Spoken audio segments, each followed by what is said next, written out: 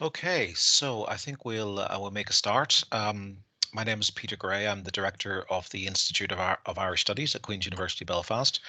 It's my great pleasure to welcome you all here this afternoon in the ether to our online seminar, uh, which is given this afternoon by Professor Emer Nolan of Maynooth University. Um, uh, Emer, who I think is here. I hope she's here. Um, I am, Peter. Perfect. Okay. Great. So Emer is Professor of English at Maynooth. She has degrees from University College Dublin and from Cambridge University, and her main teaching and research interests lie in the fields of Irish writing, especially fiction, modernism, and literary cultural theory. In addition to a wide range of essays and reviews, her publications include an influential study of Joyce and Irish nationalism, published in 1995 by Routledge. She's also the author of Catholic Emancipations, Irish Fiction from Thomas Moore to James Joyce, published by Syracuse in 2007. As well as the editor in 2008 of a field day edition of Thomas Moore's 1824 Satirical History of Ireland, The Memoirs of Captain Rock. And her new book, Five Irish Women, The Second Republic, 1960 to 2016, was published by Manchester University Press in 2019. It's a great pleasure to welcome Emer, albeit not physically, to our seminar series in Irish Studies this afternoon. And Emer's going to speak to us on a topic which has arisen from her recent research, the title of which is Women of the Second Wave, Nationalism in Irish Feminism. So without further ado, I'm going to pass over to Emer, and she's going to give her presentation. Once she's finished, then we'll move straight on to questions and answers. I'll invite you to indicate that you want to ask a question just by pressing the little hand icon, which you should see on your screen. And we should have plenty of time for people to participate at that point. But for now, let's pass over to Emer. Thank you very much, Peter. Thank you for your kind invitation this afternoon. Thanks also to Margaret O'Callaghan. This talk was originally scheduled for the spring, just at the moment the pandemic struck, so unfortunately that wasn't possible. But I'm delighted to be here, and thanks to everybody who has tuned in this afternoon. I'm especially pleased because I spent a wonderful year, a very long time ago, at the Institute in Belfast when Ronnie Buchanan was the director, which was a very happy and productive and interesting time. And I have very, very fond memories of the place. To move on to the business of this afternoon, I guess I want to discuss the issue of whether certain Irish feminists from the 1960s onwards, whether they reject outright the legacies of Irish nationalism. So in other words, it's first of all a question of whether they do, whether this happens, rather than an evaluative question about whether they should or whether they ought to reject or not reject those legacies. It scarcely needs to be rehearsed that the issue of gender looms large in considerations of Irish nationalism in relation to the conceptualization of the nation as feminized ground, the association between the nation in many cultures and the traditional family, and in the Irish case especially, with Catholic ideas of motherhood, feminine self-sacrifice, feminine silence. So in trying to debate the, in many ways, convincing idea that any genuinely progressive politics, whether feminist or socialist or other, should, will, or does kind of dump the psychic baggage associated with national attachment, I'm first of all trying to focus on what happened, how things have worked out, how specific women thinkers and writers have dealt with these issues, rather than simply prescription or what ought to be the sensible way to proceed or what would be the most politically progressive way to proceed. So I'm not really analysing a political movement, even though my talk was advertised with a very striking image of women taking to the streets, presumably in the early women's movement, I'm not so much analysing a political movement, but how in the case of a number of individual women thinkers and artists and activists who are linked mainly by their gender and by a sense of a shared generation more than anything else, how they negotiate this constellation of related images to do with country, gender, religion, family, sexuality, and all those related issues. And this is interesting to me, at least, because in general, the feminist second wave, particularly in the independent state, because of the fact that it was concurrent with the Troubles and because it's one of its main agendas was to fight for the liberalisation of the independent state, its rhetoric was generally markedly anti-nationalist or dismissive of the legacies of republicanism, and I know those are not the same things for any of the people involved here. This was not true of first-wave feminism at the beginning of the 20th century, and it may be that things are shifting in the contemporary moment a little bit. I'm thinking particularly of the literary field, but perhaps in the broader political field as well. Perhaps we're seeing strains of a more kind of self-conscious kind of opposition to what would be seen in contemporary terms as contemporary colonialism or imperialism, as well as a far more disenchanted and acute analysis of contemporary capitalism. It possibly seemed more plausible in the 1960s, in the Irish Republic, or maybe in the 80s, or maybe during the Celtic Tiger, that more capitalism would be very good for us or would help to free women along with other people. But that's looking a great deal more shaky, perhaps, for today's post-2008 generation. The short-term future is very uncertain in that regard. So I want to begin with a moment from Nuala Fhéileán's now very famous memoir from 1996, Are You Somebody? This book is currently being presented in an exhibition at the Museum of Irish Literature in Dublin as a key forerunner of contemporary feminist Irish life writing and creative non-fiction, which indeed it is, but it is perhaps, I would argue, a lot of other things as well. Fhéileán recalls speaking at a conference on nationalism and feminism at the Guildhall in Derry in the early 1990s. She reports, quote, I said the armed struggle was one of the reasons there was no All-Ireland sisterhood, that Southern women, in my opinion, had little or no sympathy with Northern nationalist women, that the men of Sinn Féin were just another layer of patriarchs among the many in Northern Ireland that oppressed women, unquote. Fhéileán states that she was excoriated by Bernadette McCaleskey, formerly Devlin, of course, and spat at by other women as she left the conference. Now, speaking myself as a huge admirer of Fhéileán and a fan of the book, of course, we can nevertheless not assume that the genre of personal memoir has a monopoly on the truth in relation to public events like that evening. The genre itself is based on a person's individual memories. Maybe there is more to this story. Whatever McCaleskey said to Fhéileán is not reported in Fhéileán's book. The anecdote certainly doesn't reflect the full range of the political views of either woman. McCaleskey has hardly been reluctant to criticise Sinn Féin or the IRA, including specifically for what she sees as their patriarchal attitudes during her decades of political activism. Fhéileán wrote and spoke compellingly about Northern Ireland, perhaps far more than other Southern feminist commentators during her career in journalism and television. During her career in RTE, Fhéileán lamented the censorship enforced under Section 31 of the Broadcasting Act that banned all representatives of Sinn Féin from the airwaves, on foot of an order issued by Conor Cruise O'Brien as Minister for Posts and Telegraphs in 1976. And I'll be mentioning Conor Cruise O'Brien in a different context a little bit later on. At the time of the event in the Guildhall, Fhéileán was in a relationship with Nell McCafferty, a Derry Republican by origin, and then a crusading Dublin-based feminist journalist. She notes that McCafferty's family gave her a warm reception that night in their house in the Bogside after the furious exchanges that had taken place. But at the least, this story reminds us of the intensity with which such issues have been debated.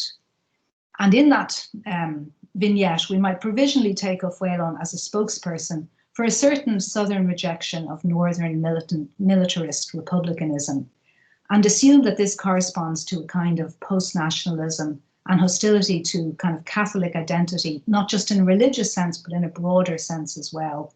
That's generally quite evident in second wave Irish feminism.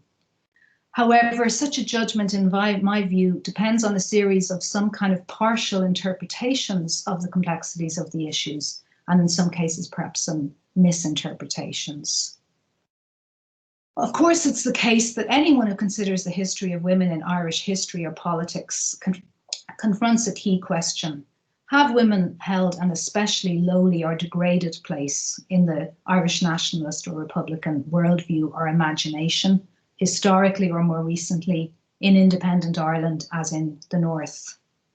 Obviously, for centuries, Ireland was imagined as a woman in legend and poetry, associated with images of the Virgin Mary as an icon of passive suffering and sexual purity. As is well known, the 1937 Constitution acknowledged the special position of the Catholic Church in the state and the importance of a woman's life within the home for the common good of the nation. Feminists and liberal campaigners in favour of liberalising the Republic's laws on contraception, divorce and other issues of sexual morality have endured long and bitterly contested struggles from the 1970s on. So it's perhaps unsurprising that for many of the generation emerging after the mid-century, Ireland's historical struggle for political independence seemed to have little to do with the freedom of Irish women. In her memoir of 2012, the novelist Edna O'Brien recalls her first sight of Dublin's O'Connell Street.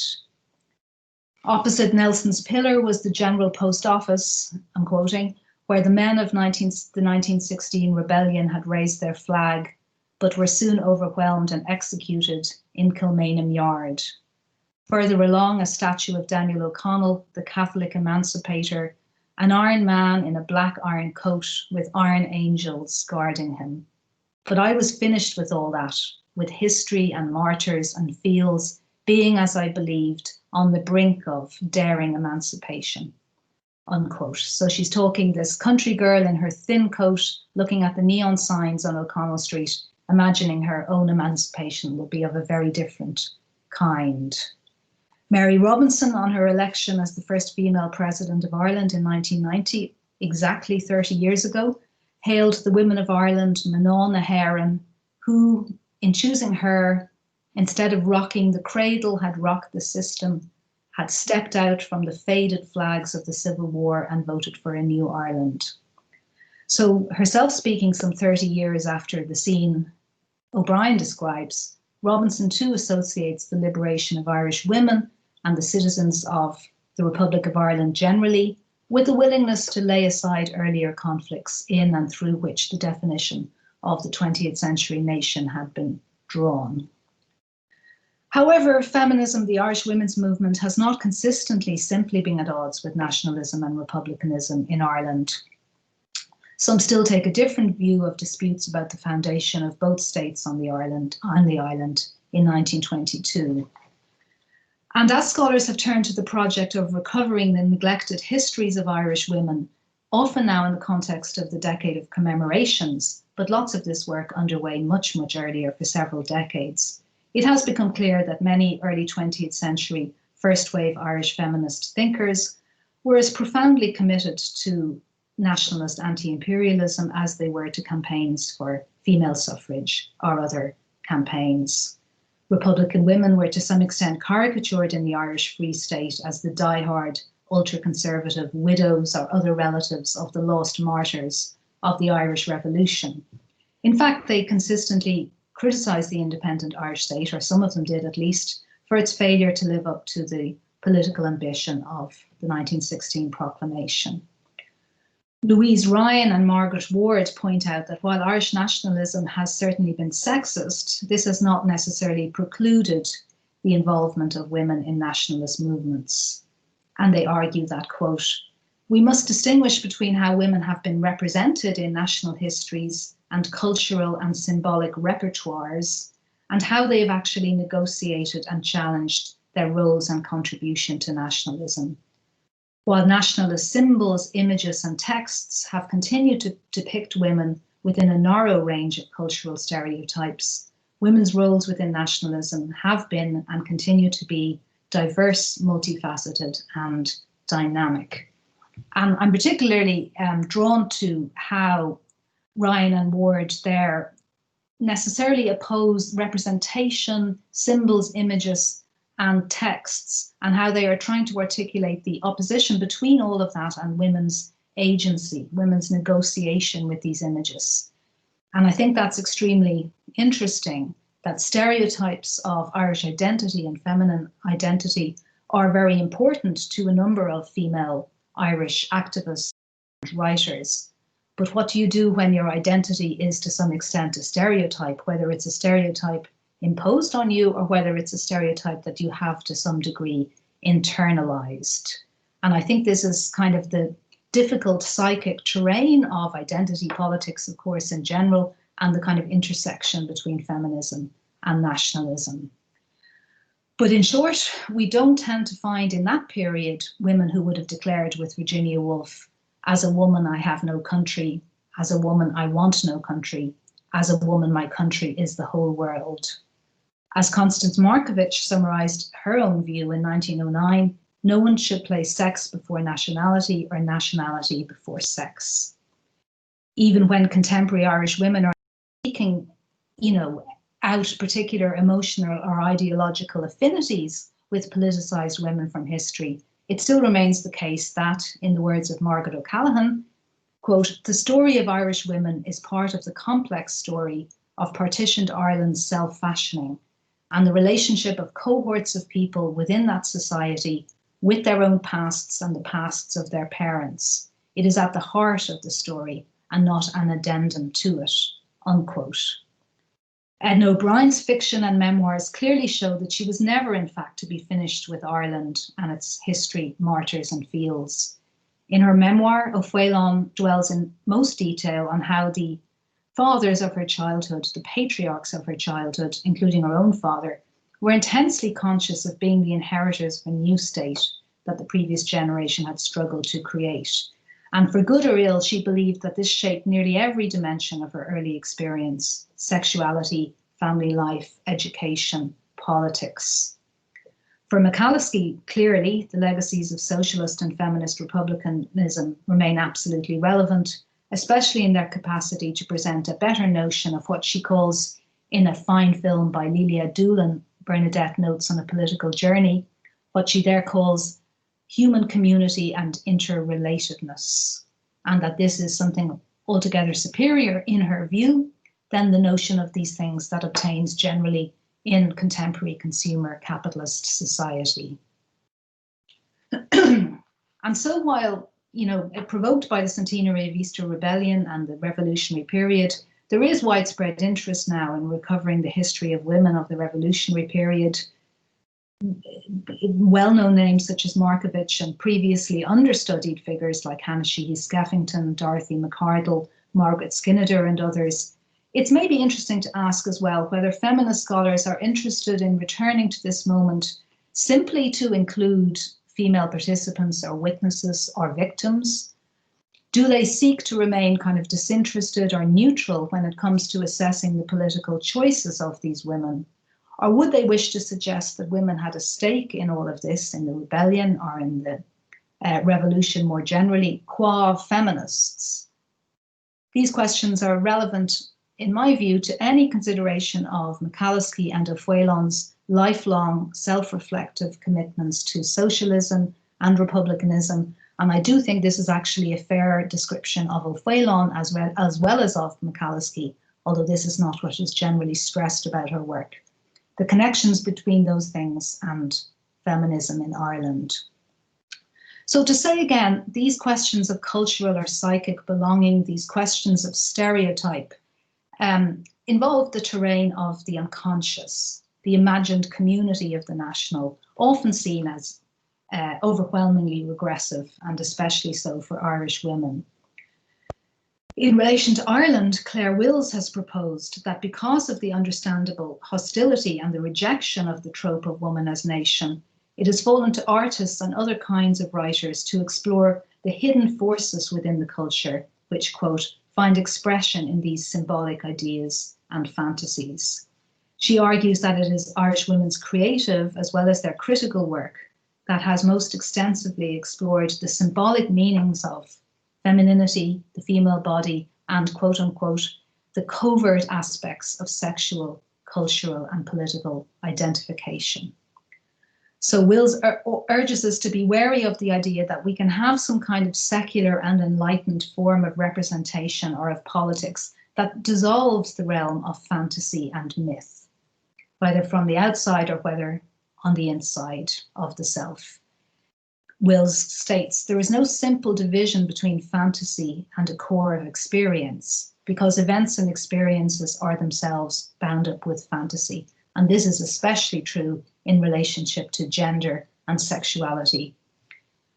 Now, I'm not going to talk in much detail about Edna O'Brien. I'm going to try to make time to say a few words about O'Faolain and McCallasky, but just to say that I do think Edna O'Brien is possibly the most important pioneering figure here, because she first admitted the whole realm of sexuality and subjective experience into the realm of the political in the Republic of Ireland in the 1960s. And the fact that it was in the form of mass market bestsellers made it all the more powerful and in some ways potent. It was the literary equivalent of giving women the vote. It all seems so obvious and inevitable now, but it wasn't at the time. It wasn't completely new. She acknowledged James Joyce, to whom she pays tribute regularly, but such was the importance of her innovations that she now illuminates other earlier writers, Bowen or Kate O'Brien, and counterparts such as John McGahern.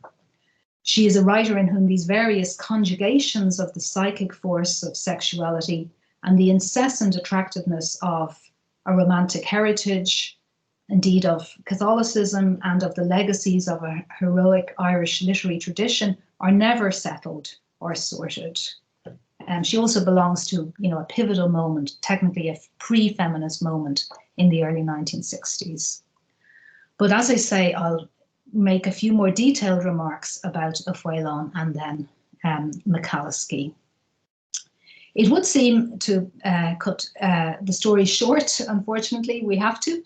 It would seem that Nuala O'Faolain's passionate concern with Irish history and culture, like her views on feminism and gender, only developed fully in maturity. Indeed, as she relates in Are You Somebody, both were initially connected to a sense of deep personal crisis that she experienced in middle age. And anyone who's read Are You Somebody will remember vividly the story of the Irish family as narrated in this book, which has again a lot in common with previous representations, because writing about anything involves a negotiation with previous representations of it. In Joyce, in Edna O'Brien, we recognize the kind of allegorical situation, the charming, irresponsible, heavy drinking father, the unhappy mother, the large family of emotionally neglected children.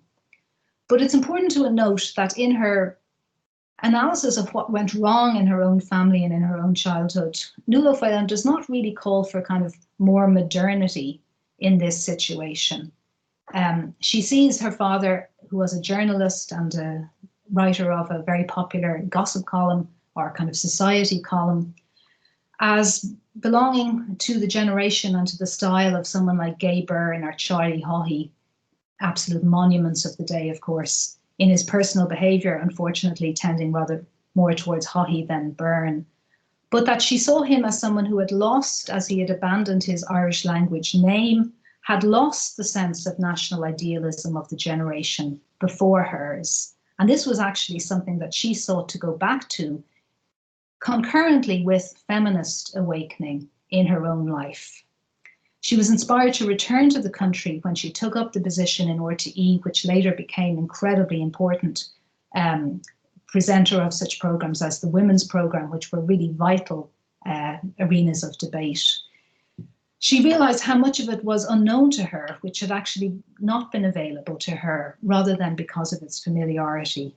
She suggests that in the even in the late 50s or the early 60s or in the late 60s, the questions of the nation or nationalism were not much discussed in the bohemian or even the academic culture of Dublin, of UCD, where she was a student and later a lecturer. Even all the talk about writing in the pubs and bedsits of the time, which she evokes so colourfully in the book, didn't involve any genuine concern with Irish literary traditions. It was only much later on, when she was encouraged to attend the Merryman Summer School in Clare by her friend, the broadcaster Sean McRaman, that she suggests a whole new sense of the past and of the tradition was opened up to her. This was informed by her love of both popular and high literature. She said she lived in Joyce's Dublin. She seems to have kind of loved Yeats more. She preferred the grand style. I don't have any problem with the art made by dead white males, she says. It was also informed by a scholarly understanding of and a sense of emotional affinity with the culture of ordinary people, both in Ireland and England. And it was deeply informed by what we might think of as the cultural studies of the time, as it was, in a sense, practiced in Ireland by writers such as Sean McRaman or Liam de Puer, or British Labour historians with whom she worked and studied in Oxford, Raphael Samuel and the Marxist literary critic Arnold Kettle. She was highly aware of issues of class and of the inherited and different nature of her own class status in Ireland. In her rejection of the traditional home, she saw herself as someone who had lived in public like her father, who enjoyed and relished the public sphere in the country, and that she, in this sense, had lived a man's life, which she said was by far the better option compared to the lives of most Irish women. But she dwells at great length on the things that, in her view, made Irish culture distinctive or valuable. She said Ireland was a place where conversation mattered. It was a society with a respect for eloquence and speech, and where values and issues were debated with a fluency and passion that she had not found elsewhere. O'Faolain was to earn a place as a very important participant in this national conversation, but she seems to have believed in its importance for a long time and committed herself to Ireland in large part because of it. As she wrote after pondering the advice of someone who had urged her to leave Ireland for good, it's a bit embarrassing to say so, but there is such a thing as loving Ireland. There are good reasons for sticking it out in this damp little shambles of a democracy on the edge of the Western world. She continued elsewhere, in the past year on television, I've seen the faces of two men, Padder O'Donnell and Noel Brown, who led noble lives here. For as long as Ireland can solicit such lives, it can solicit mine. Of course, Nuala O'Faolain was not oblivious to the world around her. She could see, even in the early years of the Celtic Tiger, people begging on the streets of Dublin, and she could see the advancing worship of the commodity in the new shopping centres and precincts of the Celtic Tiger. And of course, she, as a feminist, supported campaigns for women's liberation and for other campaigns for sexual freedom. At moments when her seduction by Ireland, and that's the word she uses, which is a controversial and maybe even a courageous word to use or to say about yourself, her deep appreciation of its distinctiveness and its finer political traditions were countered by evidence of its past and present failures, cruelty and misogyny. She experienced a sense of tremendous emotional and intellectual conflict. However, some of her best writing is produced from this sense of collision between such different values and loyalties. Now, in this context, again, skipping over a lot of interesting and sometimes quite knotty material, it's especially interesting to compare McCalliskey to mainstream Irish feminist in the Irish Republic. Now, she's not herself a writer or a creative artist, so we wouldn't expect her to have dwelt on her own formation in the style of Edna O'Brien or Nuala Fhéileán. But she did write a memoir early in her career, The Price of My Soul, and she has been invited in numerous interviews over the years to discuss her childhood, her political awakening, conceptions of the community and of the political. And of course, she has the legacy of some extraordinary speeches, some now only preserved in print, like her maiden speech in the House of Commons in 1969, some available now on YouTube from old newsreel.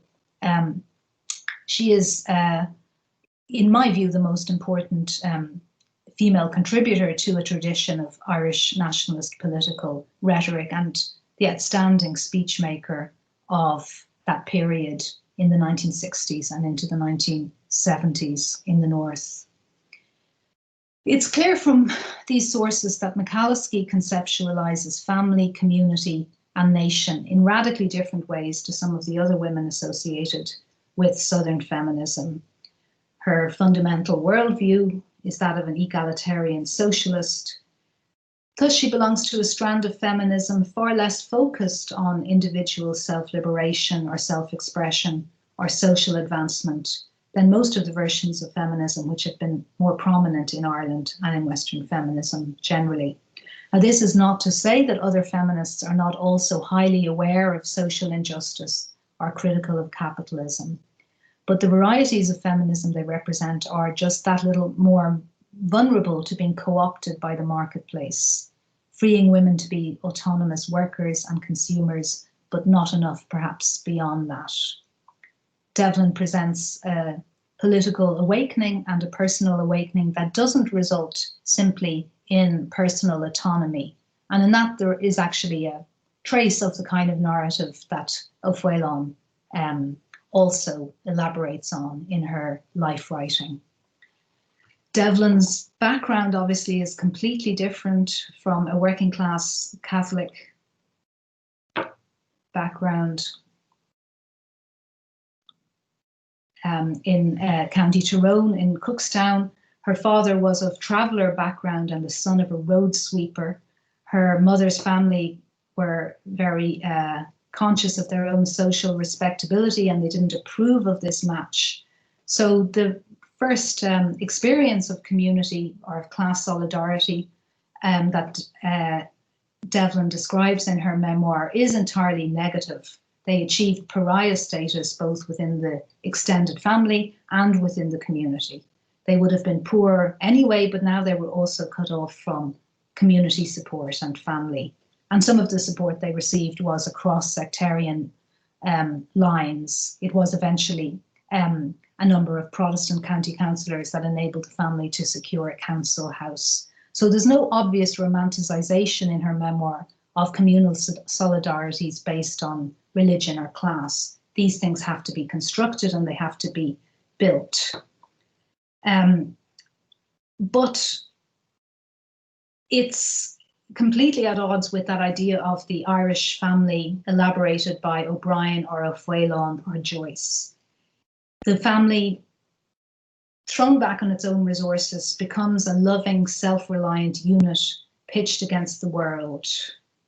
Her father was a skilled carpenter and a committed Republican and socialist. He was blacklisted among employers in Northern Ireland as a political suspect. The term was stamped on his insurance card, and he was forced to find work in England, travelling home to see the family only at intervals. He was also a storyteller who entertained the children with legends and history of Ireland.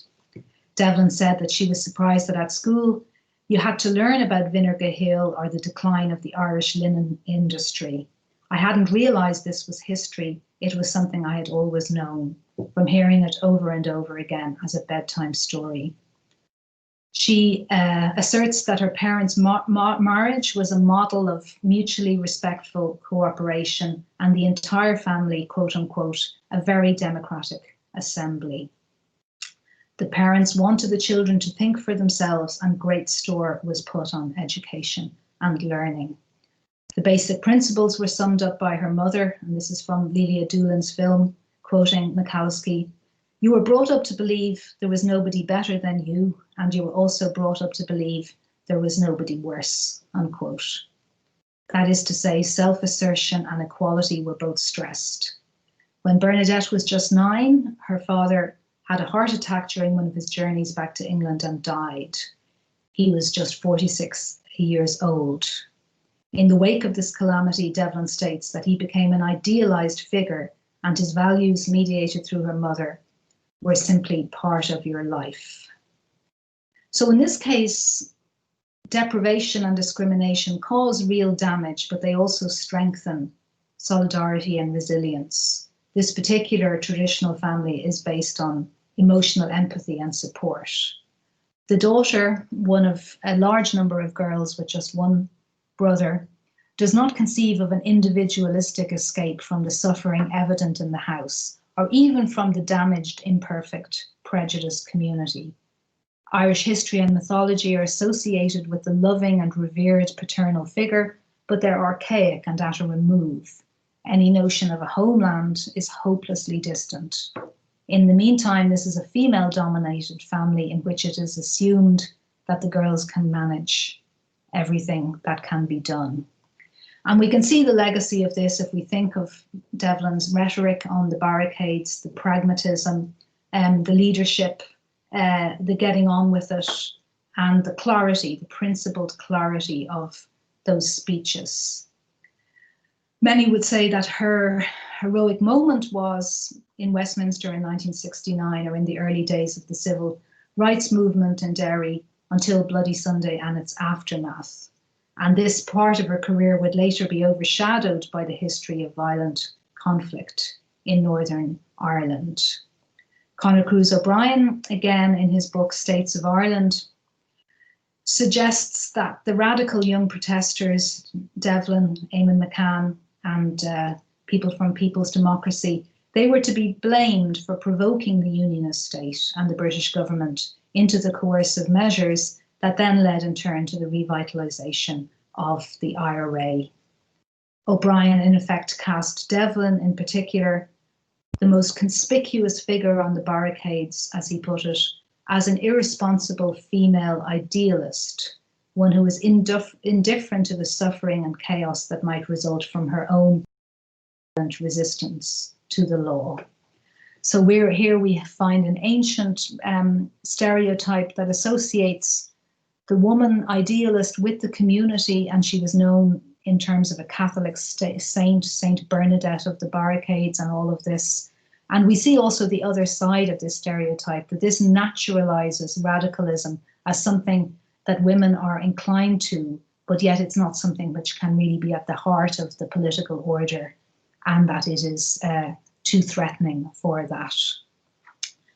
The story is well known also about how the stereotype, which Bernadette Devlin says she never sought out or tried to conform to, this was not a woman honouring Mother Ireland, let's say, in the way that someone like Edna O'Brien partly self-consciously does. Soured, for example, on the famous day when, in the aftermath of Bloody Sunday, when she was denied speaking rights, which she claimed, she had crossed the floor of the House of Commons and struck the Home Secretary, Reginald Maudling, across the face. At this point, the affection in which the British press had, to some degree, held Devlin evaporated. According to the Daily Mirror, she was, quote, a girl whose only vision is calamity, who unleashes but does not understand the destructive nature of violence. The newspaper continued, the song of Bernadette, after, of course, the Catholic saint, had become a dirge. So in a sense, McAlliskey, formerly Devlin, had to endure an extraordinary degree of media and cultural stereotyping and caricature that both had this positive laudatory face and also this extremely dismissive and even oppressive face. Her experience of working class communities during the conflict again seems to have been to some degree moulded by the formative experience of her own family life in Cookstown. Men were respected, but they were not always there. Republican men in the community were often absent because they had been interned or killed. Now, this works out in various ways, which I won't go into now in relation to the H Block campaign and the issue of the hunger strikers, which Mikulski made an important intervention into and was later badly injured in a UDA attack on her home. Those attacks arguably were in part aimed at removing the kind of socialist leadership of the H Block movement, but she herself lamented the passing of that legacy into the hands of Sinn Féin, which she was quite critical of. But later in the early 90s, she describes how the community, the female-dominated community, had cooperated, how solidarity had been maintained, how the female-dominated home had become a refuge and a sanctum in a hostile society. But in these unfortunate conditions, an image of a good society came into view. In 1994, Mikulski said, "People may not like the war, they may not agree with the war, but the war exists. It has been a reality for me and my community. It has filled graveyards, it has filled prisons, it has created orphans. It has left women particularly, and I am not simply saying within my community, but it has left women particularly carrying a workload which does not simply entail community organising and debate. Within the only lives that we have got, a very complex dynamic existence of caring, welfare, holding each other's heads above water, interchanging positions, of taking on collectively in a very unstructured way the caring for each other's families, the replacement on a day-to-day basis of gaps in the social structure by ourselves who are there." And this is in the same year that Nuala Fhéileán asserted in the Guildhall that such women were unquestioningly subservient to men, that particularly had angered Mikulski and others in Derry. Fhéileán claimed that women who lived on tea and biscuits brought steak to their husbands in the jails, and the men took it without apology. As I mentioned, Mikulski's response was not recorded by Fhéileán, but there's no question that her idealised image of men and women cooperating in different roles but on equal terms in the Republican movement clearly came under some strain during the course of the prison protests, which culminated in the hunger strikes of 1981. Mikulski regarded the outcome of the campaign as a defeat. She was suspicious of the eagerness of Sinn Féin to embrace mainstream electoral politics. It struck her, she said, that the band of brothers from the prisons and their supporters had transformed themselves into professional politicians with surprising alacrity, ease, and even eagerness. In 1994, she described how she believed that her lifelong struggle had been reduced to a game of dice played by, quote, a half a dozen men within the existing electoral mechanism of the state. Women, she stated, were being invited to go home and iron the shirts that men would wear to stand in elections, or maybe they would even stand in elections themselves. So we can see that Mikulski regarded the new dispensation in Northern Ireland as little more than power sharing on the basis of sectarian identity, and the increased visibility of women, for example, as the first female First Minister of Northern Ireland in 2016, did not loom as large as the failure to absorb the real lessons of feminism as she understood them. She said she could not enter the new assembly, which she regarded as a place where sacrifice had been whitewashed over, although she said she hoped that new activists will.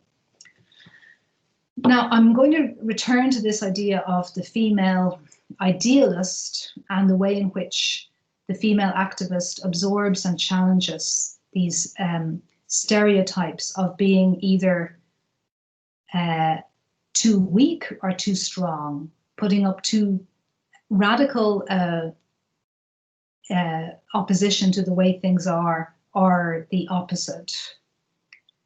And in particular, I'm thinking of Cruz O'Brien's remarks, and also a moment in the film from Lelia Doolan, where a journalist, a British journalist, on the soundtrack to some newsreel footage of Devlin says in an upper class English accent, quote, "She is now in many ways the symbol of the nervous, intelligent passion of the movement, which is in such powerful antithesis to the necessary manipulations of government," unquote. The key phrase here, the necessary manipulations, demonstrates how tricky it is to find oneself at odds with Devlin's principled clarity. Her critics have to fall back on pragmatic arguments about custom, established practice, and the importance of maintaining stability. Her attempt to clarify what is wrong in a particular system is the more threatening when it insists that to right this wrong, the system has to change completely. But to deride this by saying it is too simplistic is in effect to deride either clarity as a synoptic value or to defend as a system something that claims great complexity but is not in fact rational. Devlin in the 1960s and 70s was mesmerizing to the television cameras and to audiences, many of whom were previously unconcerned with the issues she raised.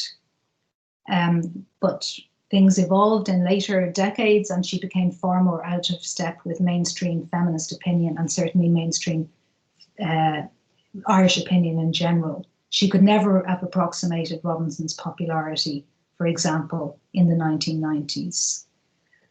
But, and I'll conclude with this, Michałowski's basic challenge was to universalize her mother's lesson that there was nobody better than you, but that there was nobody worse.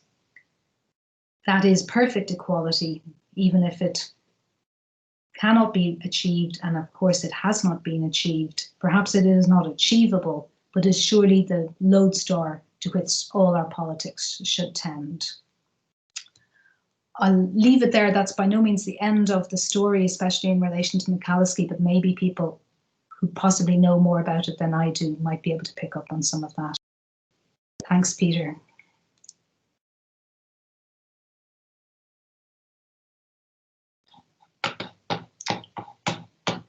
We can't hear you, Peter, or at least I can't.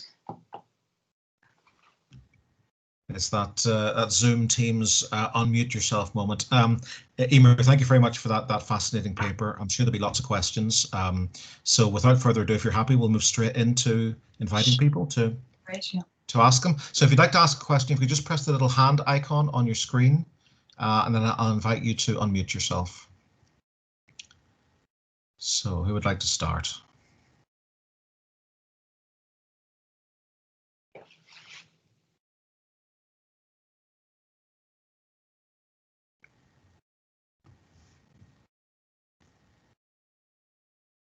Have you got questions for Emer?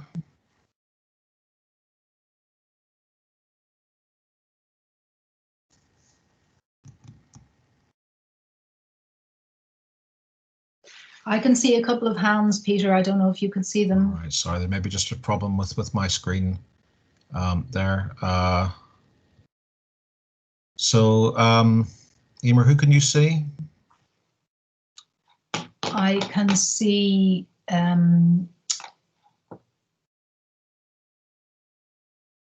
Kevin. Sorry, I can see. I'm not sure. I don't want to call out people's names. I saw the little hands. I can't see the chat because that's only available to people on the inside of this meeting.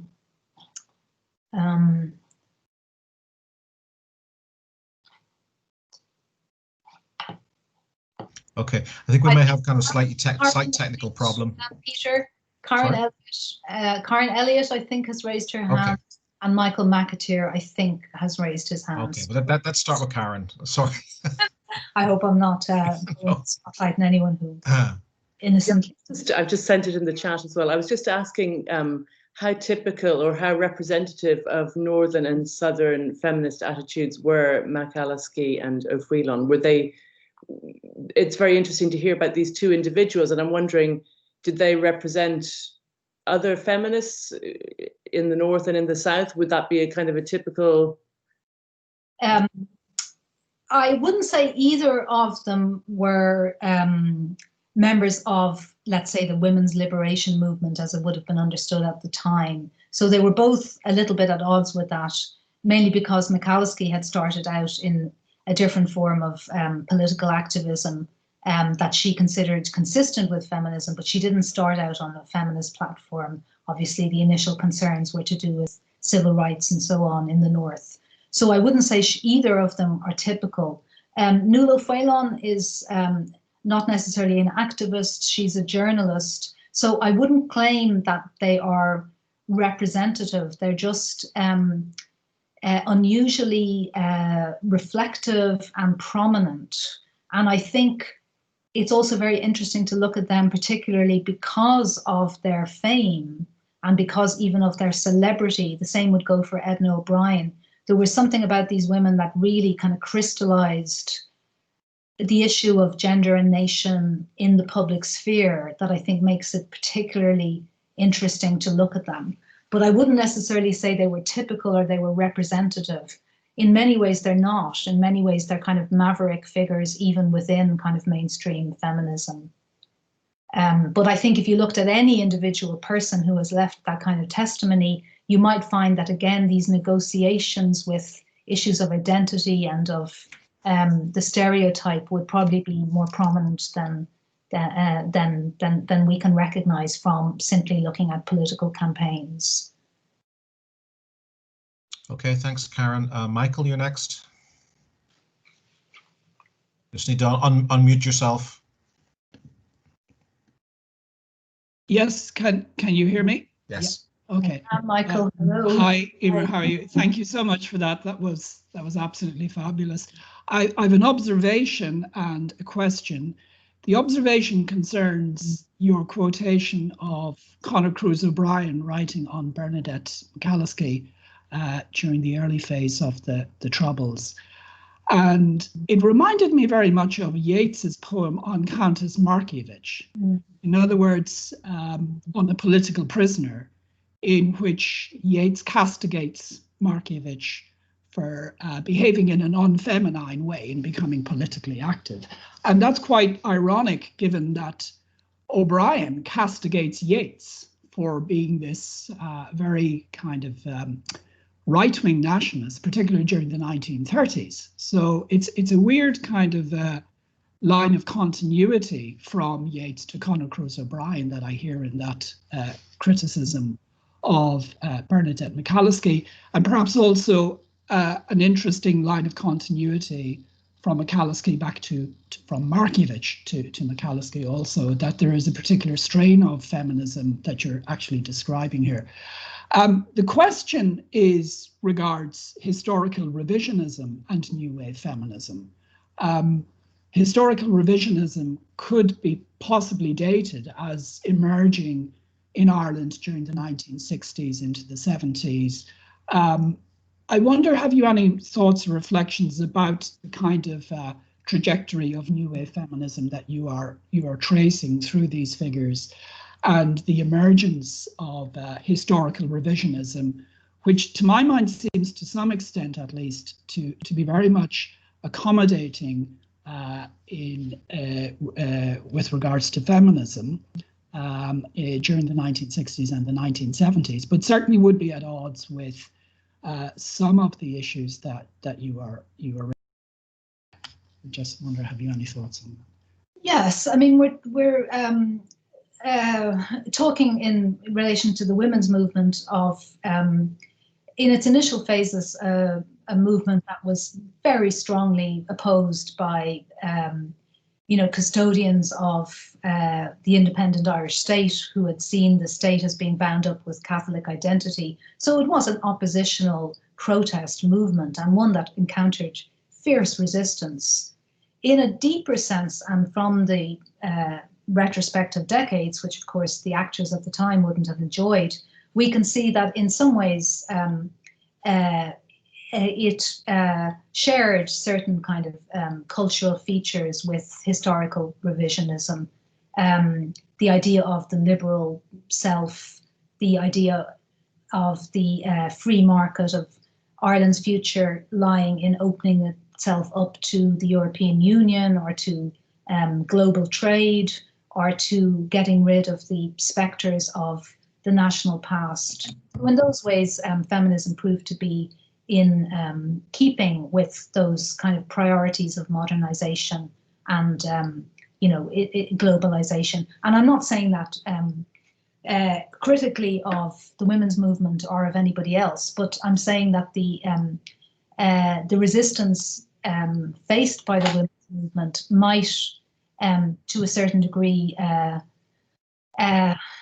obscure the affinities between the kind of campaign to liberalize the Southern economy and the campaign to liberalize Southern laws about reproduction and sexuality and all the rest of it. In the end, in the repeal referendum, which probably is the last great battle of this confrontation, in the end, the state and the Taoiseach and all the rest of them were able to get behind that campaign without experiencing any contradiction or conflict about it. Mm. But that's not to deny that it was a difficult struggle for those involved in it. As in relation to Markovitch and Devlin, yeah, there is a lineage there. She invoked Markovitch in that speech, in her maiden speech in the House of Commons. They were both people who, and this isn't true of all Irish radicals, won elections, and both pioneering female election candidates. And I think that's actually quite important. How you represent the community as an elected representative is a slightly different thing, again, than being a kind of symbolic figure for girlhood or sainthood or the flip side of that. But it's certainly something that Devlin alluded to herself. Yeah, the Yeats and Cruz O'Brien. It's just an observation. Yes. Yes, I suppose O'Brien would be saying that there was something natural in the woman, especially the young woman, taking up the kind of Antigone type role, whereas Yeats was very concerned to say that, especially in class terms, it was totally anomalous for Markovitch or for Maud Gonne to throw their lot in with Catholic middle class men and their, democratic politics. So O'Brien is, to a certain extent, praising Devlin, but he's saying that sort of thing is impossible and it leads to anarchy and bloodshed, whereas Yeats is, if anything, in that instance, putting a stricter limit on what women's political agency should be. Yeah, thank you. Thanks. Okay, let's move to Amy. Hello, Emer. Thank you very much for providing this. One of the few bonuses of the COVID outbreak is that we are able here in the United States to attend these functions that I've always admired from afar. So thank you. I'm going to pick up on the previous question a little bit and just ask if you have anything else you would say about the Devlin McCloskey and Markovitch, particularly if there's anything more to be said about, both of their socialist feminist roots, any connections to Eva Gore Booth, Markovitch's sister. That's the generation I study. And so I'm really interested in anything you've seen with Devlin, more than maybe that initial speech in the House of Commons. Thank you. I would have to reflect on that. Specific allusions from McCloskey to Markovitch, I'm not so sure. I would be very confident they exist, but I would have to think about it. Certainly in the maiden speech, she says, "I stand here in the tradition of Constance Markovitch." I think there are other examples of the kind of imagery McCloskey uses to describe herself, sometimes very late on, especially in her campaign against Sinn Féin during the peace process, of which she was a critic.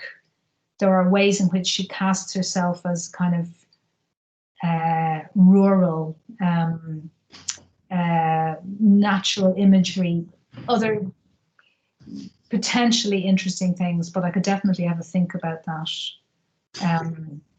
But obviously in class terms, they're very, very different and their journeys are extraordinarily different.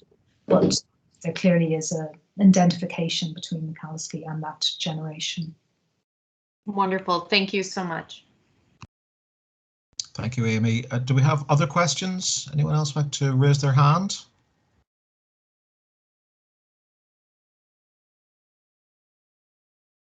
Yeah, Mina?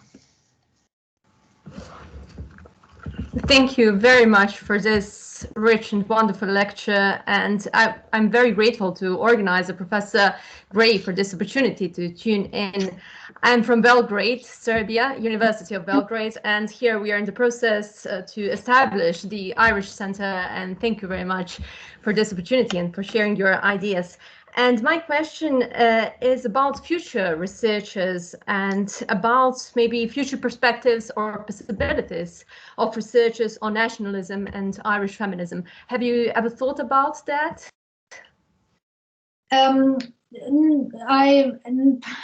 Yes, I think new things will emerge. I think there's such a wealth of new historical research being produced, especially about the early 20th century period, that I think the exploration of women's writings more generally, I think, will produce new insights that really was under-researched territory. So there were a number of people looking at that. An impetus was given to it by the commemoration, but I think it goes far beyond that.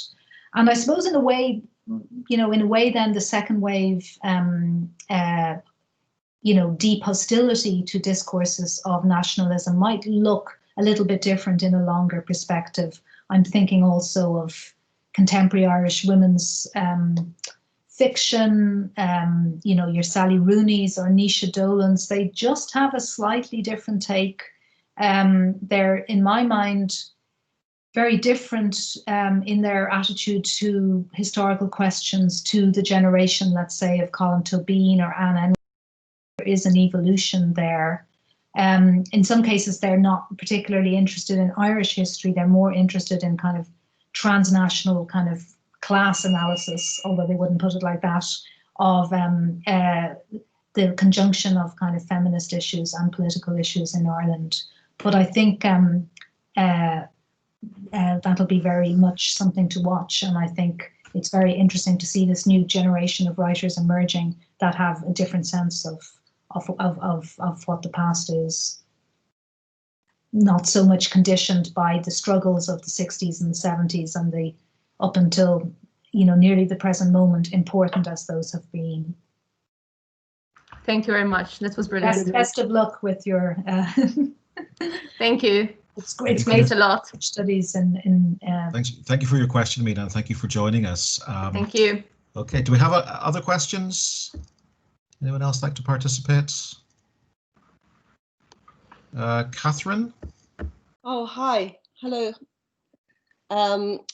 Hi, Emer. Thank you so much for that. I suppose, a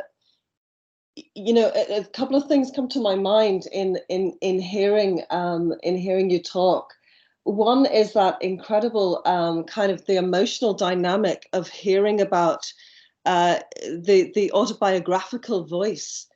And the kind of the strength of those autobiographical, really personal, really situated examples that are being used to further a sense of what it means to be a woman and politically active and part of a kind of a transforming social community.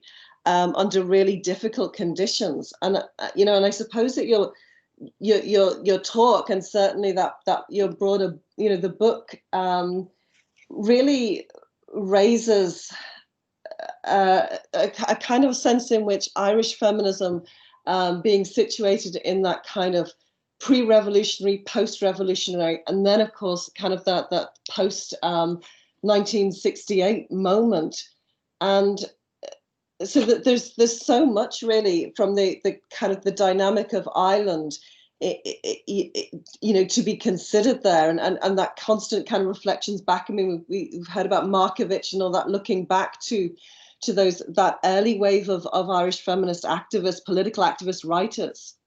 And the other thing, of course, that is raised is the different kinds of writing, the autobiographical, the journalism, the short stories, writing in all these different forms.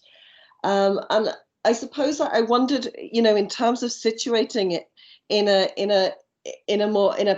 whether a pan-European and an international context of feminism, do you see strands in which the activists, the writers, and of course the musician that you look at in your book are situating themselves and thinking themselves into those broader traditions, in terms of European and international feminism? Not always self-consciously, but the genre question, I think, is very interesting. Autobiography has often been regarded in the Irish tradition, especially the Irish nationalist tradition, as the prerogative of the male writer. If we think of representations of the self as associated with the nation in Yeats or in George Moore, or in political autobiography from Wolfe Tone onwards, so that you're looking at a different form of political writing in the question of women's memoirs, and often women reluctant to put themselves forward as autobiographers. And Margaret O'Callaghan has written in the Field Anthology and elsewhere about this, and I think it's very interesting. So for someone, in her early 20s, like Devlin in 1969, to write something called an autobiography is interesting. In the very first lines of that, she says, "I'm not writing about myself. I've no wish to be at the center of things. I didn't ask to be famous. I'm writing about the people. I'm writing about the community." And you get that.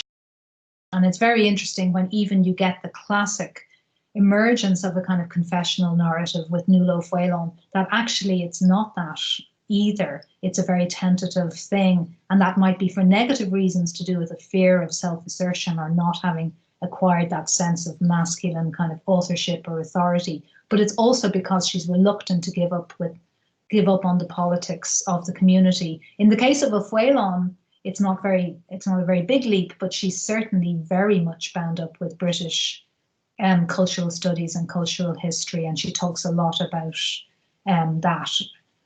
Michalski talks to some degree about African-American struggles and advances and difficulties in the late 1960s, and since then she has worked with migrants in County Tyrone. So there is a recognition of these questions of identity as being transnational, but the idea of, imposed or embraced, I am Ireland, I am a woman and I am Ireland. That's a very productive stance, but it doesn't produce Irish political kind of nationalist autobiography as we see it in the mainstream of Irish nationalist writing, which makes it more difficult to find and track and to talk about, as you well know in your own work. Okay, thank you, Catherine. Do we have any other questions?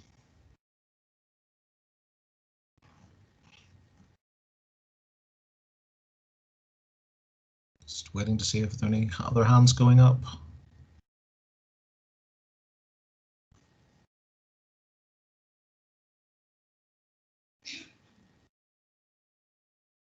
Okay, well, if we don't have any other questions, we might, I think, thank Emer collectively for sharing her her recent research with us. Can I ask you, just perhaps all of you, to unmute briefly and give Emer a round of applause in the traditional form?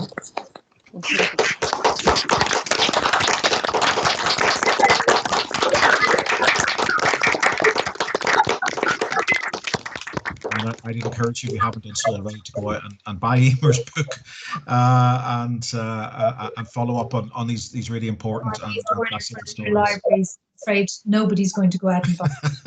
All right, get to your library and borrow Emer's book and read it. So we do have another seminar next Monday. If people are around and available, we have Mary O'Dowd, Professor Emerita here at Queen's, speaking on her current research on who cared for the elderly, the history of old age in Ireland, 1500 to 1850, in the early modern period. So it'll be the same time, 4:30 GMT. Again, we'll issue an Eventbrite and ask people to sign up through that, and we'll send you the link. Thank you again. Thank you to Emer in particular. Thank you all for participating. Thanks everyone. Thanks, and thanks Peter. Absolutely. So good afternoon, and hope to see you again.